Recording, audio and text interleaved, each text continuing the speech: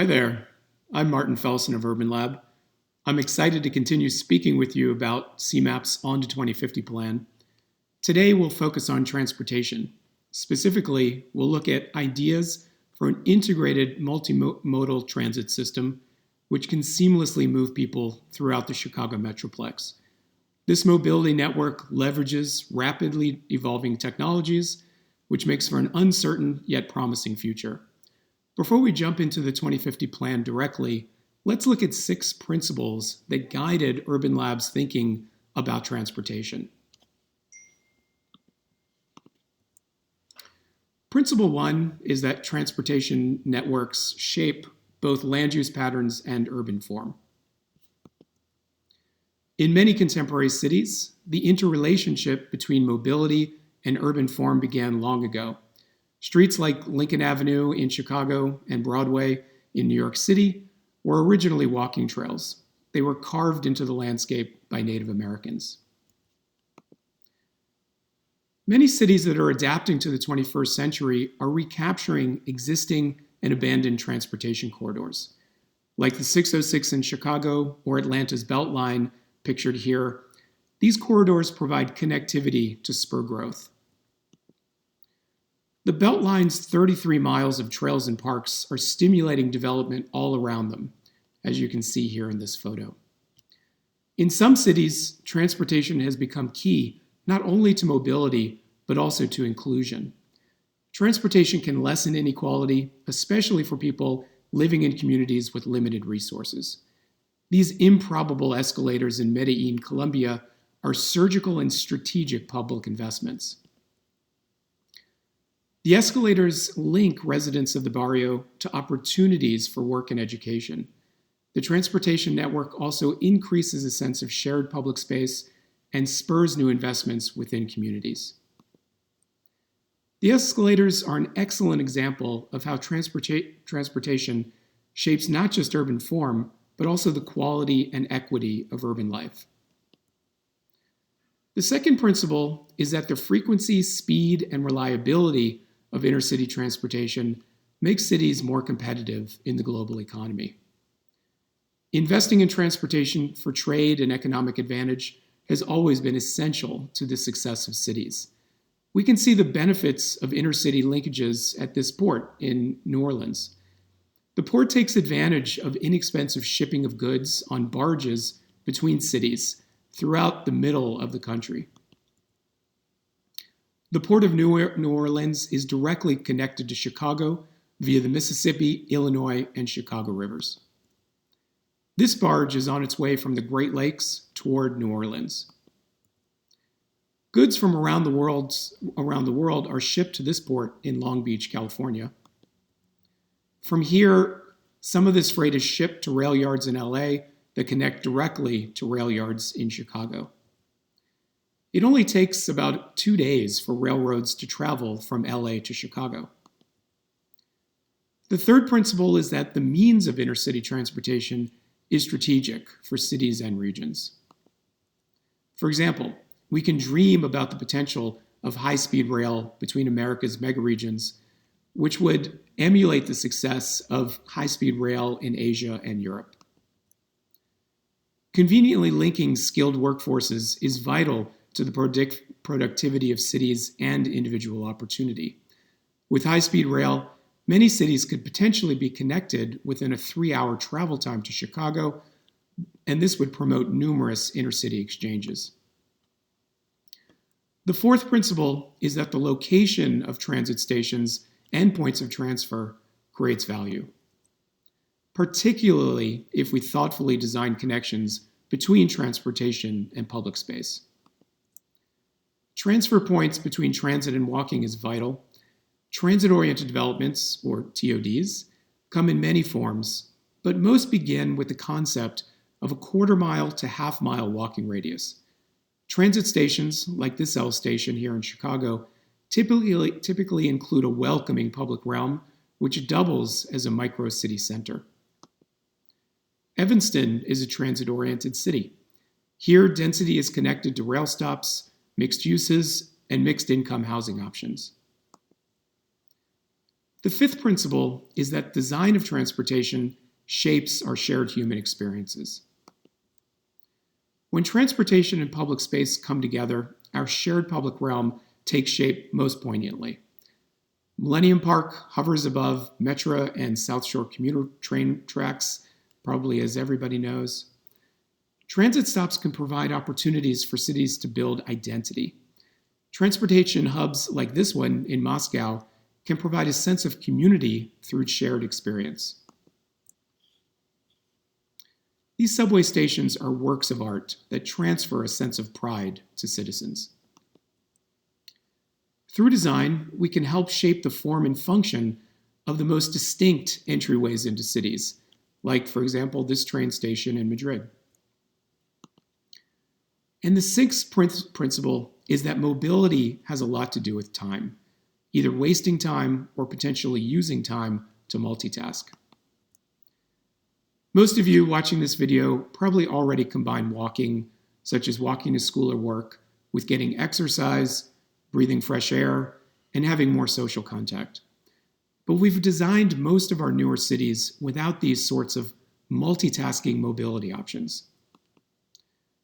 Mobility starts with the smallest journeys, for example, like those from inside to outside, say, from your living room to your balcony, from your kitchen to the street, or from your apartment door to the bike lane in front of your building.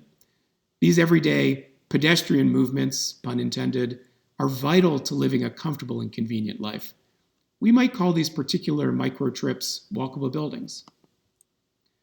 Like walkable buildings, there are similar small movements around walkable neighborhoods. These movements run on the interface between mobility modes and people. How these interfaces, or really transfer points, are integrated into the neighborhood makes all the difference.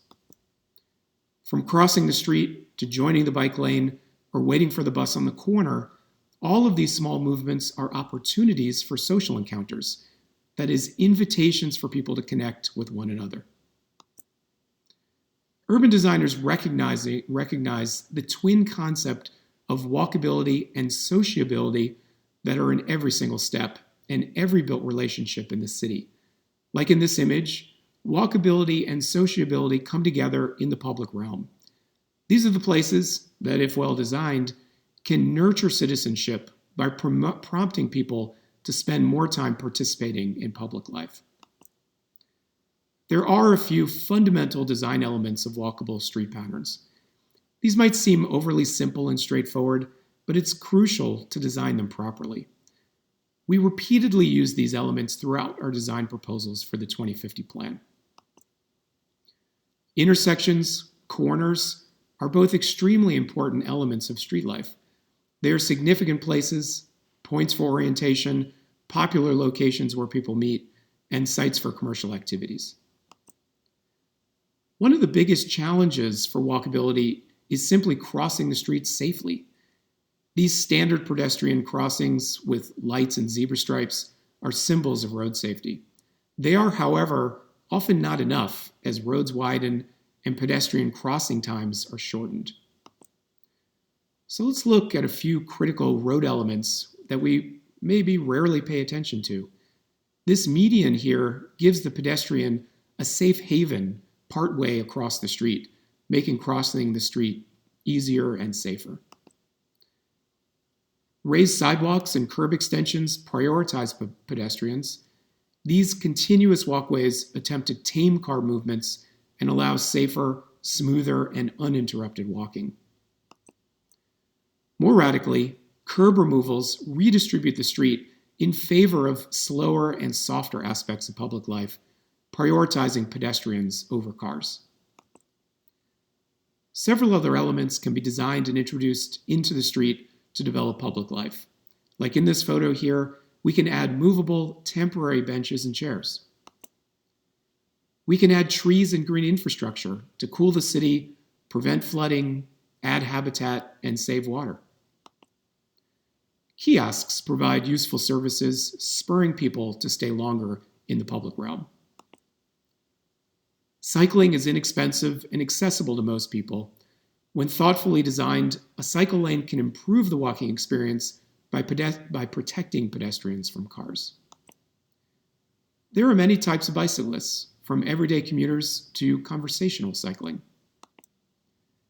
Combining cycling and even scootering with public transportation can achieve fast and efficient trips and help solve the problem of getting people from transit stops to their homes. And it almost goes out without saying that efficient street-based public transportation can reduce urban energy consumption and pollution. So let's zoom back out to think about how all these principles and design elements can impact Chicagoland in the near future. This map shows economically disconnected areas, or EDAs, throughout the region. This is CMAP's official map of EDAs. Approximately 1/3 of the Chicago's region lives in economically disconnected areas.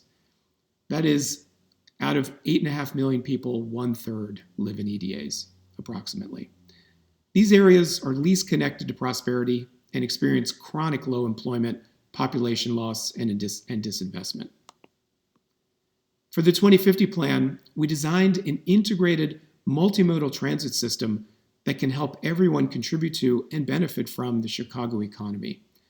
As you can see in this diagram, a primary idea is to extend transit hubs and stops into the heart of EDAs. As you can see here, we speculated on a number of transit modes. I'll zoom into each one in a minute. The network essentially leverages rapid evolving technologies. We work to couple ride-sharing strategies with transfer stations where people pool together to save money. A fleet of automated vehicles, or AVs, tie the system together. The hub and spoke feeder system links existing assets like existing bus stops, L stations, and metro stops with new transit modes. We call these new transit stations Q stations, where Q is spelled Q-U-E-U-E. Yes, that's right. We like this word because these stations are designed to accommodate people that are in the process of pooling together to share a ride. These curvilinear yet compact shapes accommodate small groups of people waiting together to efficiently proceed through a marked doorway to a marked waiting vehicle. Sharing space in vehicles significantly reduces cost and makes ride sharing in automated vehicles a viable public option. The Q station connects to an existing L station, for instance, in this case, for easy transfers between modes. You can also see ideas for upgraded pedestrian streets and bikeways in this image. This Q station seamlessly engages pedestrian and bike streetscape improvements alongside buses and AVs. This Q station connects to suburban parking lots where sole auto commuters can transfer to ride-sharing options. This Q station connects to a new bus station in a regional economic center. Ideally, these public investments spur private, transit-oriented developments that include a mix of dense uses. This design proposal is modeled on a corner of a prototypical suburban mall parking lot. In more dense urban contexts, these new local bus stations supply small public spaces and could potentially stimulate microeconomic opportunity. This Q pooling transfer station connects to an existing metro rail station. Here we emphasized an upgraded public realm that can become a center of shared community activity. We created this time lapse to show how targeted reinvestment in disinvested areas can evolve over time. Here in phase 1, we see a prototypical metro station surrounded by a giant parking lot and patchy urban development. In phase 2, we show strategies like implementing placemaking activities such as farmers markets and public art. Also shown are metro station improvements and upgraded pedestrian streets and bikeways. In phase 3, we can see how renewed public investments can lead to new mixed use and residential development, which fits in with the scale of the existing community. This zoom in focuses on a curbless plaza that prioritizes ways to flexibly share a public drop-off and pickup area.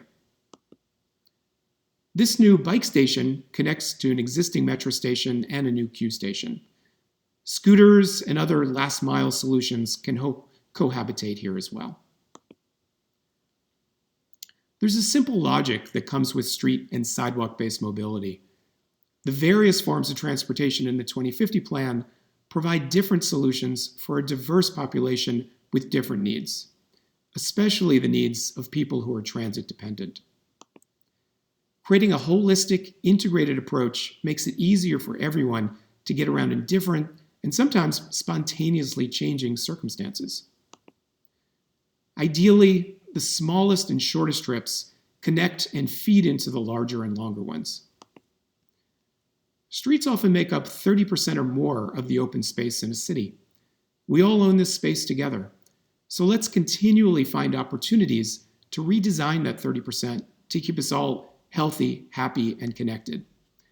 I look forward to our Zoom conversation coming up and discussing all these ideas in greater detail. Until then, ciao everyone.